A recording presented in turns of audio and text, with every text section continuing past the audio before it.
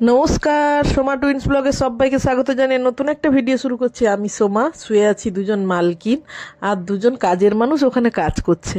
কাজের মানুষ মানে আমি ছোট করছি না, কিন্তু আমার ছেলে আমার বর দুজনে মিলে সন্ধ্যার সময় খাবারের আয়োজন করছে।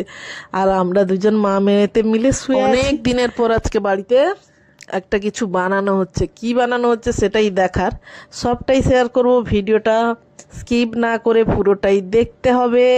ভালো লাগলে অবশ্যই লাইক করতে হবে, কমেন্টে জানাতে হবে কেমন লাগলো। অনেকেই তো অনেক ধরনের এই জিনিসটা বানিয়েছেন। আজকে আমরা ছেলে মেয়ের বানাবো। প্রধানত কাজটাই হলো তার রান্নাঘরেরই কাজ, মানে ওকে হয়তো ডিপার্টমেন্ট আলাদা, কিন্তু তার সে পেস্ট্রিতে থাকে। আর কিন্তু এইসব রান্না কিন্তু মানে তার রান্নাঘরের মধ্যেই তো তার কাজ। ওই জন্য বাড়িতে এলে আমি ভাবি যে কত কি নতুন নতুন রান্না করে আমাদের খাওয়াবে।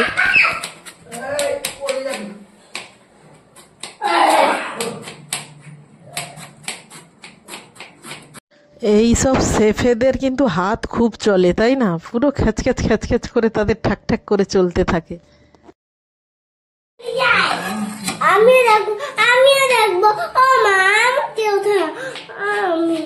দাঁড়ো দাঁড়ো দাঁড়ো, হাত দাও না।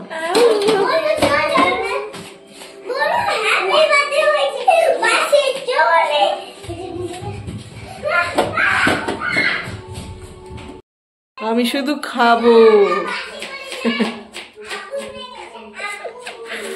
এর কাছে থাকলে আরো বলছে জিনিসগুলো এলোমেলো হয়ে যাবে, তাই আমার কাছে কাউকে থাকতে হবে না। পালাও পালাও পালাও, আমি শুধু খাবো আর লাস্টে থালা বাসনটা ধোবো। খুব বেশি সুন্দর না হলেও, কারণ ও তো আর মোমো বানানোর ডিপার্টমেন্টে নেই যে তার সব কিছু সুন্দর হবে, সেরকম কোনো কথা নয়। তবে চেষ্টা করেছে ভ্যারাইটি ধরনের বানানোর।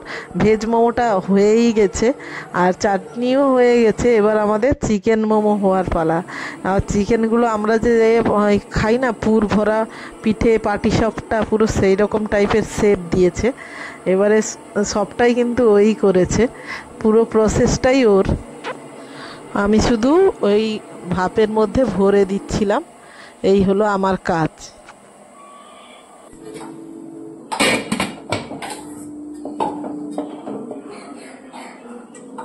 এই যে এবারে খুলে দিলাম, পুরো রেডি। আমি ভেবেছিলাম হয়তো গায়ে গায়ে চিপকে যাবে, কিন্তু চিপকায়নি। এই যে চাটনিটার কালার দেখুন, ঠিকঠাক হয়েছে। ঝাল চাটনি, মোমোর সঙ্গে তো ঝাল চাটনি ছাড়া খাওয়া অসম্ভব ব্যাপার। ঝাল চাটনিটা ভালোই বানিয়েছে। আর শ্বশুর শাশুড়ির অতটা পছন্দ নয় মোমো। ওরা ভেবেছিল যে পুর ভরা, হয়তো পুর পিঠে হলে আরও ভালো হতো। প্রথমেই একটা আমি ভেজ মোমো নিয়ে ট্রাই করছিলাম, খারাপ হচ্ছিল না। আর এখন তো শীতের যেহেতু বাঁধাকপির থেকে সব কিছু পাওয়া যায়, আরও ভালোই হয়, খারাপ হয়নি এটা। আর তারপরে একটা চিকেন মোমো নিয়ে ট্রাই করব।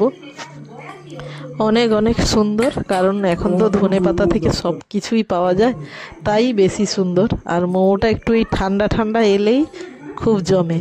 এবারে যে বানিয়েছে সে খাবে কখন জানি না, তার খাওয়ার সময় তার রিভিউটা নেওয়া খুব দরকার আছে। নিজের বানিয়ে কি বলে দেখা যাক। এই যে এখন খেতে বসলো, রুটি, সবজির তরকারি, মোমো, চাটনি, শসা সব একসঙ্গে। আর আমি তো রাতে কিছু খেলামই না, এইটাই পুরো গলা ভর্তি করে খেয়ে শুয়েই পড়লাম।